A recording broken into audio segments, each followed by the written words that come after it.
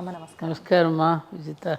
అమ్మ అంటే ప్రతి ఆచరించే విధానంలో కానీ అంటే ఆచరిస్తున్న పండుగలు ప్రతి ఒక్క దాంట్లో మనకు విలువలు నేర్పించడం జరిగింది అని మీరు ఇందాక ఒక మాట అన్నారు. సాహిత్యమే కానివ్వండి, అంటే మనం ఒక పండుగ ఆచరిస్తే మీరు సంక్రాంతి ఉదాహరణగా చెప్పారు. మరి ఇప్పుడు మహాశివరాత్రి రాబోతోంది. శివరాత్రి ఏం నేర్పుతుంది మనందరికీ? శివరాత్రి ద్వారా మనం ఏం తెలుసుకోవచ్చు దాని గురించి? ఇప్పుడు నువ్వేమన్నావు శివరాత్రి అన్నావు. ఆ, ఏంటది? మహాశివరాత్రి. ప్రతి నెల మాస శివరాత్రి ఉంటుంది. అవునమ్మా. దీన్ని మహాశివరాత్రి అన్నారు. దేనికి అన్నారు? రాత్రి అనే పదం ఎందుకు వచ్చింది అక్కడ? ఆ, ఇప్పుడు నువ్వు ఇవన్నీ లైట్లు వేసేసావు, డార్జిలింగ్, అమ్మా. పెద్ద పెద్ద కెమెరాస్తో పెద్ద లైట్స్ పెట్టావు. ఆ లైట్లు పెట్టగానే అది ఆఫ్ చేసేసిన తర్వాత నీ కళ్ళు ఎలా ఉంటాయి? కొంచెం చీకటే. చీకటే. బాగా సూర్యుడిని చూసిన తర్వాత, సూర్యుడు వెలుగు చూసిన తర్వాత నీ కళ్ళు ఎలా ఉంటుంది? పూర్తిగా చీకటి. అదే రాత్రి. అంటే ఆ పరమశివుడి యొక్క ఆ డార్జిలింగ్, ఆ లైట్, ఆ లింగోద్భవ సమయంలో ఎప్పుడైతే ఆయన ఒక కాంతిపుంజం వెలువడిందో, ఆ కాంతిపుంజం చూడగానే మనకేమైంది? రాత్రి అయ్యింది, చీకటి ఇచ్చింది. దాన్ని శివరాత్రి అయ్యింది. అంతే కదా? అంతే. అప్పుడు అందుకని ఆ శివరాత్రిని మనం ఎలా చేసుకుంటున్నామంటే జాగరణ. ఏంటి జాగరణ? టీ తాగి, కాఫీ తాగి, ఏదో కాసేపు పేకాడుకుంటూ ఆ రాత్రిని ఏదో ఒక విధంగా వెళ్ళమార్చడం జాగరణ అవుతుందా? అవుతుందా? ఇప్పుడైతే అదే అవుతుందమ్మా. కాదు కదా. ఏదో ఒక తెల్లవారేటట్టు జరగడం, జరిపేసేసుకోవడం కాదు కదా. అవును. ఆ రాత్రి జాగరూకత వహించడం. జాగరణ అంటే మానసికంగా మనం జాగృతం కావడం. మానసికంగా మనం జాగృతం కావడం. అదెలా అమ్మా? ఎలా అంటే అక్కడ కథే అది కదా. బ్రహ్మకి వీళ్ళిద్దరూ నేను గొప్ప అంటే నేను గొప్ప అని వాదించుకుంటున్నారు అనుకో. తత్వాలు. బ్రహ్మ అనేది ఒక తత్వం, సృష్టి తత్వం. ఈయన పోషణించే తత్వం. నేను గొప్ప అని వాదించుకుంటూ ఉంటే అప్పుడు ఏంటంటే ఈయన సరే మీరు ఒక పని చేయండి, అదేదో నేను నిర్ణయిస్తానని ఒక కాంతిపుంజం వచ్చి బయటకు వచ్చి మీరు ఈ ఆది అంతం ఎక్కడుందో మీరు తెలుసుకురమ్మన్నాడు. ఈ సృష్టి యొక్క ఈ దీన్ని ఆది అంతం ఎక్కడుందో తెలుసుకురమ్మన్నాడు. సరే అని విష్ణుమూర్తి కూడా తన వాహనం మీద బయలుదేరాడు. ఎక్కడికి? కిందకి. ఈ భూమి కిందకి ఇంకా వెళుతూ వెళుతూ తవ్వుకుంటూ వెళుతుంటే ఎక్కడ ఇది మొదలైందో ఆయనకు అర్థం కాడాల. బ్రహ్మదేవుడు తాను హంసవాహనం మీద ఇంకా పైకి వెళుతున్నాడు. అది ఎక్కడ మొదలైందో ఆయనకి తెలియడాల. తెలియదని ఒప్పుకోవడం ఎలా? ఒప్పుకోవడం ఇష్టం లేదు. ఏది? నేను కనుక్కోలేకపోయినా ఒప్పుకోవడానికి ఈయన మనసు అంగీకరించట్లా. ఈ లోపల వస్తూ ఉంటే ఎక్కడి నుంచో ఒక పువ్వు వచ్చి పడుతుంది, మొగలి పువ్వు. దాన్ని పట్టుకున్నాడు గట్టిగా. ఏంటమ్మా నువ్వు ఎక్కడి నుంచో వస్తున్నావు? మొత్తానికి ఎక్కడి నుంచి వస్తున్నావు? ఏమన్నాడు? ఎక్కడి నుంచి వస్తున్నావు నాకో తెలియదు అంది ఆవిడ. అయితే ఒక పని చెయ్యి, నువ్వు ఎక్కడి నుంచో వస్తున్నావు కదా, నేను వెతుకుతున్నాను ఇది ఎక్కడి నుంచో ప్రారంభమైందో, నువ్వు నా కోసం చిన్న అబద్ధం ఆడతావా అన్నాడు.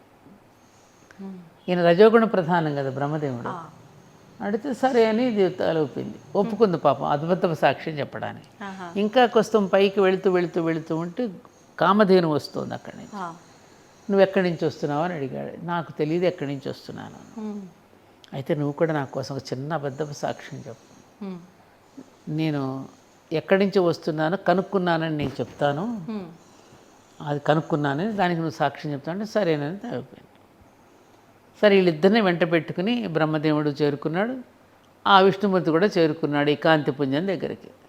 ఎవరైతే ఈ పరీక్ష పెట్టారు పెడితే అప్పుడు విష్ణుమూర్తి ఒప్పుకున్నాడు. సత్వగుణ ప్రధానం కదా, నేను కనుక్కోలేకపోయాను ఇది ఎక్కడ మొదలైందో అని చెప్పుకుంటే సరే మరి నువ్వేం చేసావు అని అడిగితే నేను కనుక్కున్నాను, కావాలంటే వీళ్ళని అడగండి, మొగలి పువ్వు చెప్తుంది అని చెప్తే మొగలి అవునండి కనుక్కున్నాడండి, ఈయన కనుక్కున్నాడండి చెప్పింది.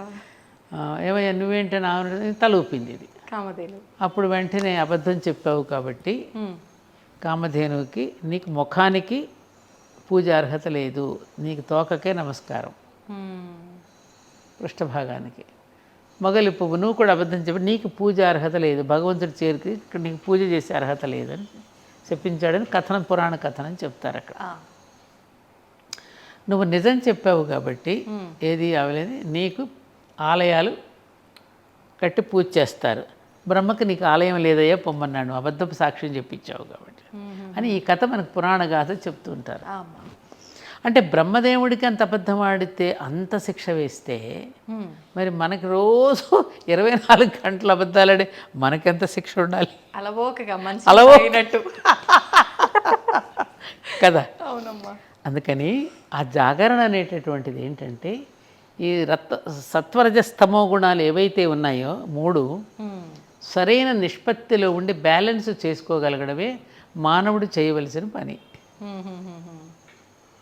అందుకనే స్త్రీ అన్నారు. ఈ 3ంటిని బ్యాలెన్స్ చేసుకోగలిగిన స్త్రీ, ఈ కారము చైతన్యము.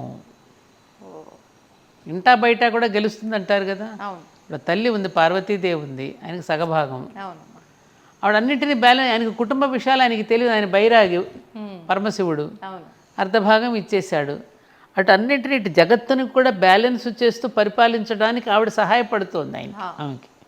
మనం కూడా ఇంట్లో కూడా అంతే కదా. భర్త కొంచెం వీక్గా ఉంటాడు కొన్ని విషయాల్లో, భార్య చాలా తేజస్సుగా ఉంటుంది. మీరు ఉండండి, నేను చూసుకుంటాను వ్యవహారం ఏంటో, మీరు లోపలికి వెళ్ళండి, నేను మాట్లాడొస్తానని అంటుందా లేదా? అంటుంది.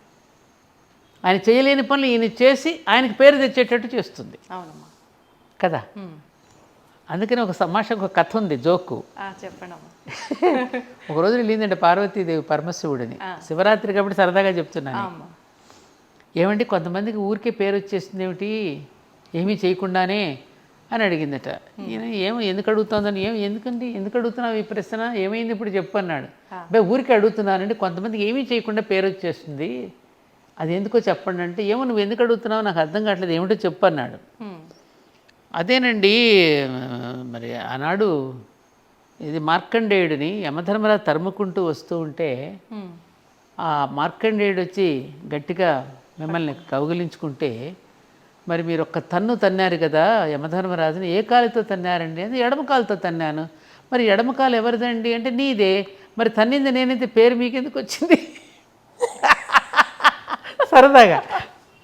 సరదాగా చెప్తున్నా. ఎడమ భాగం అంతా ఆవిడదే కదా. అవునవును. సామర్థ్యం అంతా ఆవిడదే కదా. అందుకని సరదాగా చెప్పుకునేది ఇది. అలా బ్యాలెన్స్ చేయగలిగి భర్తను బయట పడేయకుండా, బయట ఎవరి ముందు అన్నది భర్తని, లోపలికి వచ్చాక అంటుంది, ఏమండి మీరు కూడా అంత తొందరపడకుండా ఉంటే బాగుండేదేమో అనిపించింది నాకు, ఆయన ఎందుకు అట్లా గబుక్కు నోరు బారేసుకున్నారు మీరు, మనం కోపడతామా లేదా, వెనక్కి లాగుతామా లేదా కదా. అంటే ఆ సమన్వయం చేసుకోవటం అనేది స్త్రీకి సహజంగా వచ్చిన ఒక నేర్పరితనం. భగవంతుడు అధిక శక్తులు ఇచ్చాడు కదా ఈవిడికి, 7 శక్తులు. ఏది, కార్యేషు దాసి, కరణేషు మంత్రి, భోజ్యేషు మాత, క్షమయా ధరిత్రి, ఇవన్నీ ఇచ్చాడు కదా ఆవిడికి. దాన్ని బ్యాలెన్స్ అందుకని సత్వరజస్తమో గుణాలు ఏవైతే ఉన్నాయో వాటిని బ్యాలెన్స్ చేసుకోగలిగింది స్త్రీ. అందుకే సకార రకార తకారాలు ఉన్నాయి దానిలో, ఈ కారమే చైతన్యం. అందుకని ఆ శివరాత్రి రోజున ఆ తేజపుంజాన్ని లింగోద్భవం ఆది అంతం లేదుగా. ఇప్పుడు శివలింగం ఉందమ్మా, ఇట్లా ఈ రకంగా ఉంటే ఇక్కడి నుంచి ఇక్కడికి స్కేల్తో కొలుస్తావు నువ్వు శివలింగాకారంగా ఉందని ఎక్కడ మొదలైంది, ఎట్లా కొలుస్తావు? కొలుస్తావా? ఆది అంతం ఉందా? లేదు. ఎవనిచే జనించు జగమెవ్వని లోపల నుండి లీనమై ఎవని ఎందుడిందు పరమేశ్వరుడెవ్వడు, మూల కారణం బెవ్వడు, అనాది మధ్యలేడెవ్వడు, సర్వము తానయైన వాడెవ్వడు, వాని ఆత్మపు ఈశ్వరునే శరణంబు వేడెదాన్. ఆది అంతం లేదు కదా, ఎక్కడుంది? నువ్వు ఆకాశం ఎక్కడి నుంచి ఎక్కడికి అంతమవుతోంది తెలుసా? తెలియదు. ఆయనే లింగోద్భవం, ఆకాశానికి ప్రతీక ఆయన, భూమికి ప్రతీక కింద పానుమట్టవు అమ్మవారు. భూమి ఆకాశాలకు పూజ చేస్తున్నావు ఆ రోజు, పైన ఆకాశం కింద భూమి.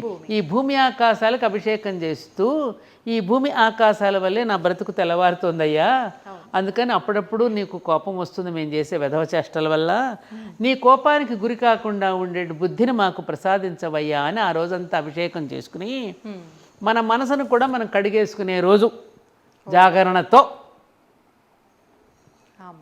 మన మనసును కూడా కడిగేసుకుంటున్నాం ఆ రోజు, మన మనసుకు పట్టిన మాలిన్యాన్ని తుడిచేసుకునే రోజు శివరాత్రి. బోలెడంత మాలిన్యం పడుతుంది కదమ్మా. ఒక అద్దం కాస్త 2 రోజులు వదిలేస్తేనే అద్దం నుండి దుమ్ము పడుతుంది. అద్దాన్ని ఎలా తుడిచేస్తున్నామో, మనలో ఉన్న నీలోన శివుడు నాలోన శివుడు అని తనికెళ్ళి భరణి గారు పాడినట్టుగా నాలోన ఉన్నటువంటి శివుడిని కూడా నేను అలా తుడిచేసుకుని కడిగేసుకుని, ఇదా నా నిజస్వరూపం, ఇదా నా స్వస్వరూపం అని తెలుసుకోవాల్సిన రోజు శివరాత్రి. వచ్చే శివరాత్రి నాటికి ఈ సంవత్సరం కింద సంవత్సరం చేసిన ఈ తప్పులని మళ్ళీ ఈ సంవత్సరం చేయకుండా ఉండడానికి కావలసిన సమీక్షణ చేసుకుని ఆ తప్పులను సరిదిద్దుకుని అయ్యవారు ఏం చేస్తున్నారంటే చేసిన తప్పులు దిద్దుకుంటున్నారు అనుకోకుండా వాటిని మళ్ళీ సరిదిద్దుకుని సరైన ట్రాక్లో మళ్ళీ వెళ్ళడం కోసం వచ్చే రాత్రి శివరాత్రి. ఇంకెంతకన్నా ఏం చెప్పాను నీకు నేను? ఇంత అర్థం ఉంది, ఇది ఆచరించాల్సింది. కానీ కోరికలు మళ్ళీ ఇక్కడ ఈ ద్రవ్యంతో అభిషేకం చేస్తే నా ఈ కోరిక నెరవేరుతుంది, దీనిపైనే వెళ్తున్నామమ్మా మళ్ళీ. అస్సలు ఆ ద్రవ్యాలు ఇప్పుడు లేనిపోయిన కొత్త వేషాలు వచ్చేసినాయి. అబ్బో ఎన్ని నేను కూడా మా గుడిలో మొత్తుకుంటాను, అలా చెయ్యకండి. అది నాకు గుమ్మరిస్తున్నట్టు కనపడుతుంది తప్ప మీరు ప్రేమగా అభిషేకిస్తున్నట్టు కనపడదయ్యా నాకు. అది అభిషేకం ఎంత ప్రేమగా ద్రవ్యాన్ని మనం సమర్పిస్తున్నట్టు మన మనసును ఒకవైపున కడిగేసుకుంటూ ఆ పెడుతున్న నమస్కారం దేనికి? రుద్రాభిషేకం చేసుకునేటప్పుడే ప్రతి ఒక్కడికి నమస్కారం చెప్తున్నాం. ఈ సృష్టిలోని వైవిధ్యానికి నమస్కారం పెట్టుకుంటున్నాం. చెట్టుకి నమస్కారం, పుట్టకి నమస్కారం, ఆఖరికి దొంగకు కూడా నమస్కారం అంటున్నాం మనం. నమస్తస్కర అలా పిందెకి నమస్కారం, రెమ్మకి నమస్కారం, కొమ్మకి నమస్కారం, వృక్షానికి నమస్కారం, కేశానికి నమః అని కృతజ్ఞతలు చెప్పుకుంటూ నమస్కారం చేసుకుంటున్నాం మనం. ప్రతి దానికి కృతజ్ఞత. దానికి ఎన్ని నీళ్లు పోస్తాం? కొంచెం నీళ్ళు, ఒక గరిటెతో నీళ్లు పోసినా చాలు. మనం ఇది కడుక్కోకుండా నువ్వు ఎన్ని బిందెలు పోస్తే ఏమిటి? కుంకుమ నీళ్ళతో పోస్తూ ఉంటారు, దీంతో పోస్తూ ఉంటారు, ఫలరసాలు అంటారు, సీసాలు తీసుకొని పొచ్చి ఏనికమ్మా ఆయన అలసిపోతున్నాడు ఆయన. ఎందుకయ్యా ఇవన్నీ నాకు? అదేమంటే అంటగట్టేస్తాం. శివుడు అభిషేక ప్రియుడు, ఆయన అలంకార ప్రియుడు అని. అసలు ఆ స్వామినే కనపడనివ్వరు, ఆయన నిజరూప దర్శనమే దండల నిండా కప్పేసేసి వద్దయ్యా బాబు ఈ నగలని నాకు బాధేస్తుంది. మా వాళ్ళు వినరు. గుచ్చుకుంటే నాన్న ఆ దండలు ఎందుకు, అవన్నీ ఆయన గుచ్చుకుంటాయి నాన్న. ఎందుకది మనం కాస్త పట్టు చీర కట్టుకుని బయటకు వెళితే ఎప్పుడు ఇంటికి వెళ్ళిపోయి తీసేసి కాటన్ చీర కట్టుకుందాం అనిపిస్తుంది మనకి. మరి నా తండ్రికి అనిపించదా? ఖచ్చితంగా అనిపిస్తుంది. ఆ భావనతో అనుకున్న వాళ్ళకి అనిపిస్తుంది. గుచ్చుకుంటుందిరా నాన్న, అంత పెట్టకరా, హ్యాపీగా ఉండనీరా ఆయన్ని అని. పటపత్ర సాయికి అని మనం పాడుకుంటాం కదా, చిన్నవాడిని చూసుకుని ముద్దులకి. ఆ భావనతో మనం చేసుకుంటున్నప్పుడు ఆ ఫీలింగ్ వేరుగా ఉంటుంది. నేను ఎన్ని దండలు వేశాను, ఎన్ని ద్రవ్యాలతో అభిషేకం చేశాను ఆయన చూస్తాడమ్మా. ఫలం పుష్పంతో. ఇది ప్రజాకర్షణ కోసం చేసే పథకాలు ఇవి. రాజకీయ నాయకులు ప్రజలను ఆకర్షించడానికి ఎలాంటి పథకాలో, ప్రజలను ఆకర్షించడానికి దేవుడి దగ్గర కూడా ఇలాంటి పథకాలు పెడుతున్నారు. నాకు నచ్చవు, కానీ వినరు జనం. వాళ్ళ ప్రేమను ఎలా కాదంటాం మనం? వాళ్ళకి ఆ రకమైన ప్రేమ ఉంది. ఆరాధనలు రకరకాలు ఉంటాయి. వాడికి ఆ దండలతో ఆయన చూసుకోవాలని ఉంది, ఆ పూలతో ఆయనకి అట్లా అర్చన చేసుకోవాలని ఉంది, ఆ నీటితో వాటికి అభిషేకం చేసుకోవాలని. కానీ మనం చెప్పడం కంటే మనం ఏం చేయలేకపోతున్నాం. అవునమ్మా. ఇంకా వాళ్ళు అది భక్తి అని అనుకున్నప్పుడు ఆ భక్తిని అలా మనం ఏం చేయలేం. కానీ ఇక్కడ ప్రతి ఒక్కరు అర్థం చేసుకోవాల్సింది ఏంటంటే అమ్మ, ఈ ఆలయంకి వెళ్తే ఈ కోరిక నెరవేరుతుంది, లేదంటే ఇక్కడికి వెళ్ళి నేను అభిషేకం చేస్తే ఇలా అవుతుంది అని ఈ ఆలోచన విధానం పెంచుకోవటం వల్ల స్వామికి కూడా మనం దూరం అవుతున్నాం ఒక రకంగా. 100%. ఇది మర్చిపోతున్నారమ్మా చాలా మంది. ఎక్కడ ఉన్న భగవత్ శక్తి ఒకే రకంగా ఉంటుందమ్మా. ఇక్కడ ఉంటేనే ఈ శక్తి, అక్కడికి వెళితేనే ఆశీర్వదిస్తుంది అనేది లేదు. ఇవన్నీ ఒకలాంటి అడ్వర్టైజ్మెంట్స్ లాంటివి. అందుకు నేను ఇప్పటివరకు మా ధర్మపురి గురించి ఇంతవరకు నేను అడ్వర్టైజ్ చేయలేదు, ఎక్కడ చెప్పను. నేను అమ్మవారి దగ్గర ఉంది, చెప్పాల్సిన అవసరం. నీకు నువ్వు ఫీల్ అవ్వు, నీకు నువ్వు అనుభూతి చెందు, నీకే తెలుస్తుంది. ఉన్నవాళ్ళని ప్రశాంతంగా రానివ్వండి. ఎందుకు ఊరికే మన హైప్ని క్రియేట్ చేసి అతిశయోక్తులు చెప్పి లేనిపోయినవన్నీ చెప్పి వాళ్ళని ఎందుకు అమ్మ అలా చెప్పారు కమ్మా నాకేం జరగలేదు కదమ్మా అంటారు రేపు. ఎందుకని చెప్పాలి మనం? అవును, నిజమే అమ్మా. నువ్వు ఎంత ఆర్తిగా పిలువు, నువ్వు ఆర్తిగా పిలిచిన కొద్దీ ఆయన పలుకుతాడు. నువ్వే రాంగ్ నెంబర్కి పెట్టి పిలుస్తుంటే నీకు ఫోన్ ఎత్తెత్తుతాడు ఆయన. నువ్వు రైట్ నెంబర్కి ఎత్తి, నువ్వు రైట్ నెంబర్కి చేస్తేనే కదా ఫోన్ ఎత్తేది. నువ్వు ఉత్తరం రాసేటప్పటికి ఏ అడ్రస్కి వేస్తున్నావో శ్రద్ధగా వేస్తున్నా ఉత్తరం ఆయనకి చేరుతుంది. నువ్వు ఇక్కడ ఏమరపాటు చెంది ఇక్కడ ఏమి రాస్తున్నది ఒకటి, అడ్రస్ వేరేది రాస్తే ఆయనకి ఎలా చేరుతుంది? అవునమ్మా, ఇవన్నీ ఉంటాయమ్మా, ఇవన్నీ ఉంటాయి. ఇవేమీ పట్టించుకొని నాకు చెప్పలేదు కాబట్టి ఈ దేవుడు కాబట్టి ఆ దేవుడు కాబట్టి ఇంకో దేవుడు, ఇవేవి కాబట్టి ఇంకో మతం. ఎలా వెళ్ళిపోతున్నాం మనం? అవును, ఏమంటావు? నిజమమ్మా, నిజం.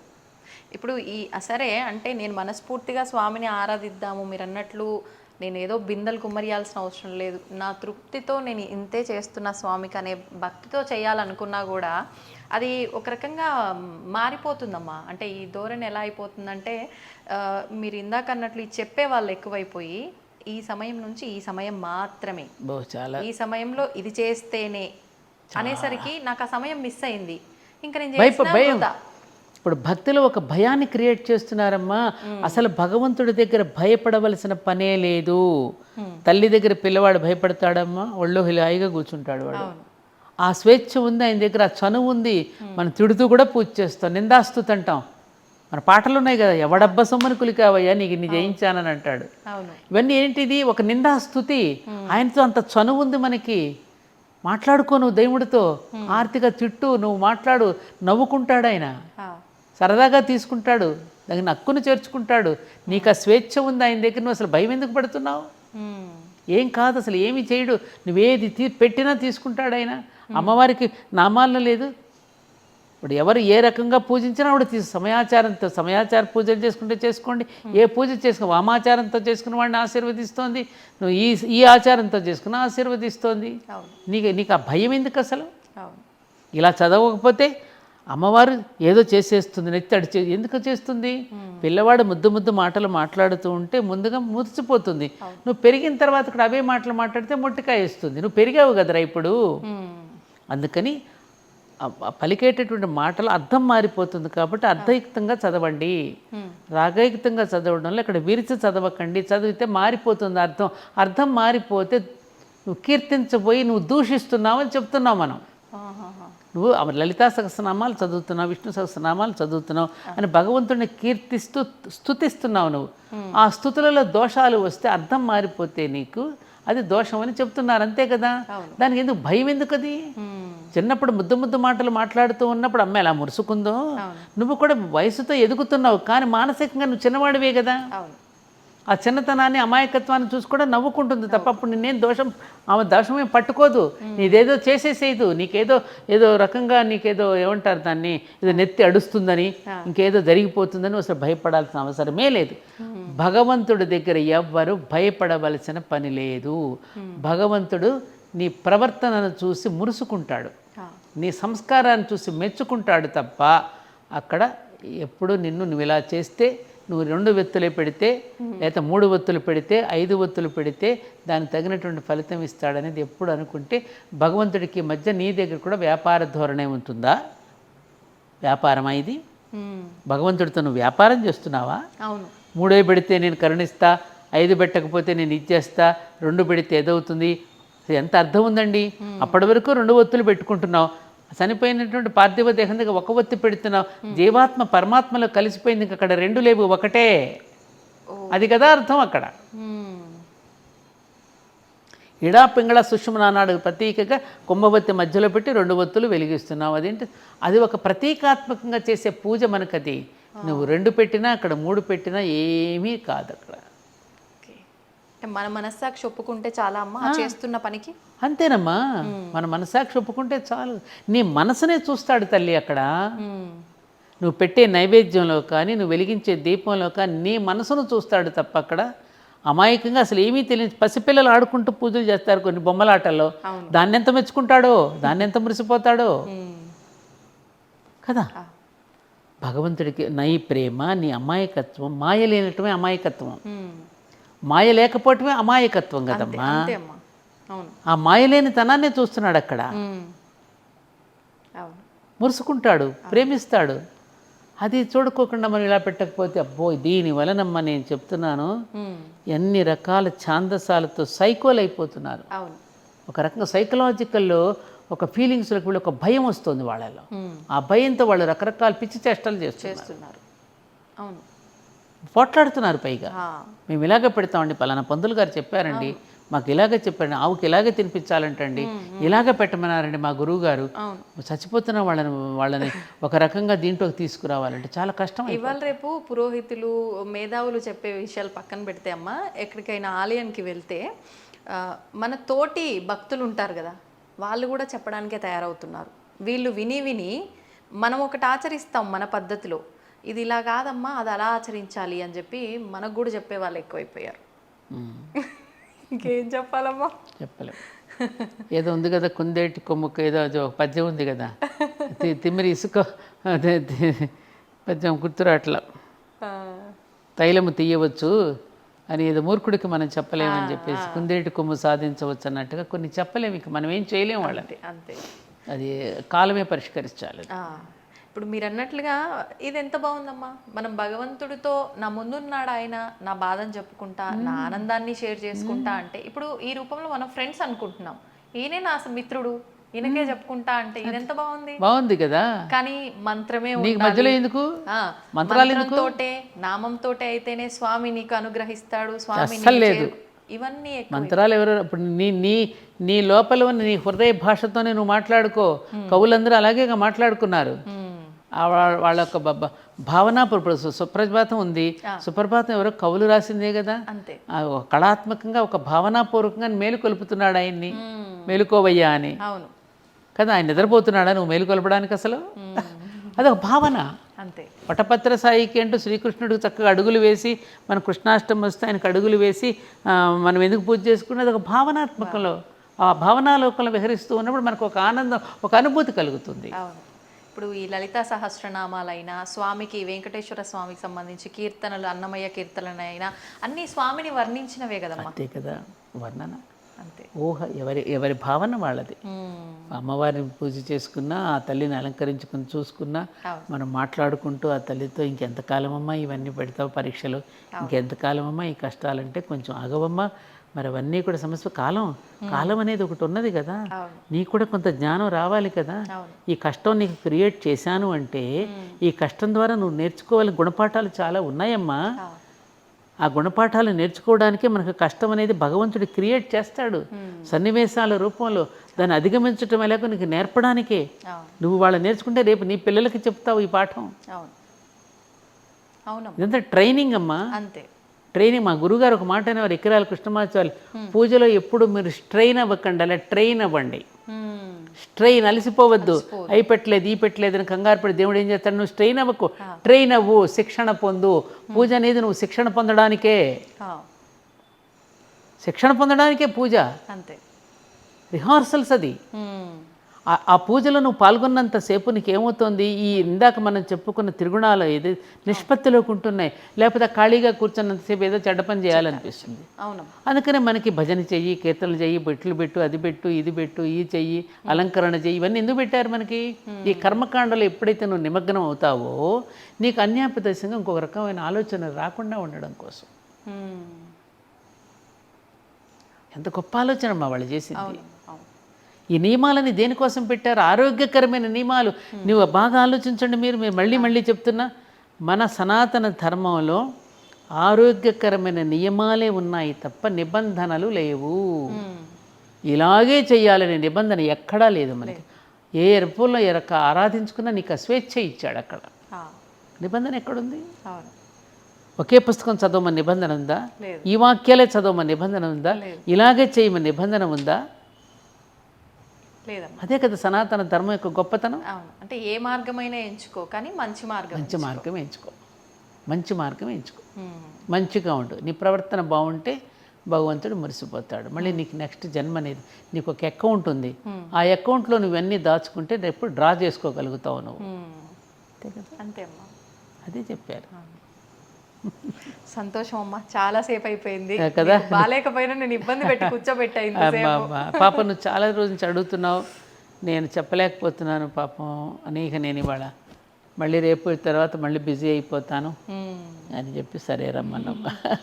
ఎప్పట్లాగే మీరు ఇప్పుడు కూడా చాలా వివరంగా చెప్పారమ్మా. అంటే ప్రతి ఒక్కరికి ఏదో ముచ్చటించుకున్నట్టు తప్ప నీది మాట్లాడుకున్నట్లేదుగా. చూసే వాళ్ళకి కూడా అంటే ఇలా మాట్లాడుకుంటేనే తొందరగా వాస్తవాలు కదా ఇవన్నీ. ఏంటంటే అమ్మా అనుభవసారం అంతే. నేనేమి జ్ఞానిని కాదు, జస్ట్ మనకున్నటువంటి అనుభవాలు, మన పెద్దలు జీవించిన తీరు, మేము జీవించిన తీరు, మేము ఎన్నో ఆటుపోట్లను ఎదుర్కొని నిలబడ్డ తీరు, ఆ ఆటుపోట్లు ఎదుర్కొంటూ ఉన్న కొద్దికి వచ్చే సత్ఫలితాలు ఎలా ఉంటాయో. మన వ్యక్తి నిర్మాణమే జాతి నిర్మాణం. మన వ్యక్తిత్వమే మనకి ఎప్పటికైనా మనకు అదే నిలబెడుతుంది మన అనేటటువంటిది. మేము బ్రతికిన తీరుని మీకు చెప్పాను తప్ప మేము వీఆర్ నాట్ అంత పెద్ద జ్ఞానులం కాదు. జ్ఞానులంతా ఇలా మేము జ్ఞానులం కాదు అనే చెప్తారేమో. కాదమ్మా, అదే వాళ్ళ గొప్పతనం. అనుభవం. పెద్దలే వాళ్ళు చెప్పిందే అనుభవమేగా. అట్లా జ్ఞానం కావాలంటే కొన్ని ఎన్ని జన్మలెత్తాలమ్మా. మహానుభావులు మహర్షులైనటువంటి వాళ్ళు ఇంకెన్ని జన్మలెత్తాలో. అంత సముద్రం అంతటి లోతైనటువంటి జ్ఞానం మనది. మన వేదాలు, మన ఉపనిషత్తులు ఇవన్నీ అవపోసన పట్టాలి అంటే వాటి నుంచి సారంగా ఎన్ని జన్మలెత్తాలమ్మా. కాబట్టి వాళ్ళు మళ్ళీ అదే చెప్పారు, తేలిక అది అన్నీ ఏం అక్కర్లేదు. ఆ వేదాల యొక్క సారాన్ని, ఆ ఉపనిషత్తుల యొక్క సారాన్ని, ఏదో అర్జునుడిని వీటిని గోవు వత్సలుడిగా ఎలా అయితే పోల్చారో కానీ చిన్న వాక్యంలో చెప్పేశారు కానీ మన పూర్వీకులు చిన్న వాక్యంలో చెప్పేశారు వాళ్ళు గీతాల సారాన్ని. దాన్ని మన జీవితానికి మనం అన్వయించుకుంటే అందరి జీవితం సాఫీగా వెళ్ళిపోతుందమ్మా. అసలు సాఫీగా వెళ్ళిపోవాలని కోరుకోవడమే తప్పు. సాఫీగా వెళ్ళిపోతే బోరు కొట్టదు, అంతేగా. నీకు జ్ఞానం ఎలా వస్తుంది? ఎత్తు పల్లాలు. అదే పిల్లవాడిని నువ్వు స్కూల్కి నడుస్తుంటూ పంపిస్తే దారిలో వాడు ఎన్ని దృశ్యాలు చూస్తాడు, ఎంతమందితో మాట్లాడతాడు. అదే పిల్లవాడు నువ్వు ఏసీ కారులో పంపిస్తే వాడు ప్రపంచాన్ని ఎలా చూస్తాడు? శ్రీరామచంద్రుడు మరి వాల్మీకి మహర్షి దగ్గర ఎందుకు వదిలిపెట్టాడు? అక్కడ కనుక పుడితే పిల్లలు అక్కడ నేల మీద కనుక పెరిగితే, నేల మీద నిద్రపోతే, సామాన్య ప్రజల కష్టసుఖాలు చిన్నప్పటి నుంచి తెలిస్తేనే వాళ్ళు ప్రజలను కూడా చక్కగా పాలించగలుగుతారని అక్కడ పెరగమన్నాడు ఆయన. నువ్వు చిన్నప్పుడు ఏసీ రూమ్లో పెరిగితే వాడికేం తెలుస్తుంది కష్టం? నిజమే అమ్మా కదా. అంతే అంతే. సంతోషం అమ్మా, చాలా సంతోషం విజిత, చాలా సంతోషంగా ఉంది. మంచిదమ్మా.